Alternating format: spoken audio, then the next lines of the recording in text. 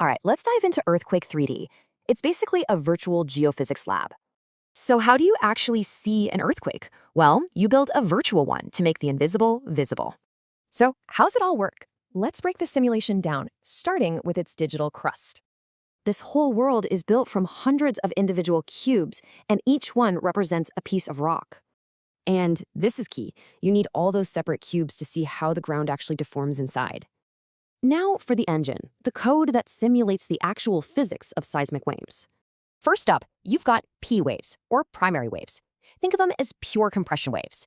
The code makes the ground squeeze and stretch, just like an accordion, along the wave's path.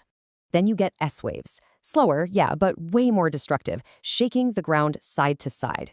The code nails this by forcing the cubes to shake perpendicular to the direction the wave is going. And finally, the really complex surface waves. These are the ones that cause the most structural damage. The code creates their dreaded rolling motion by mixing vertical and horizontal movements together. But here's the cool part. The app puts you in control. You're the virtual seismologist. A simple heads-up display lets you get in there and control these massive forces of nature. You can just crank up the magnitude and instantly see how the energy completely changes. You can also set how deep the quake starts and watch how that changes the impact up top. There's even an analysis widget that shows you the direction of force on a single cube. That's incredibly powerful. It connects the huge macro event to the physics on a micro level. So what's the big takeaway?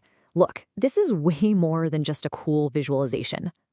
This code takes incredibly complex physics and turns it into something you can actually see and understand. It shows how code can be a lens for our world, so go explore those invisible forces that shape it.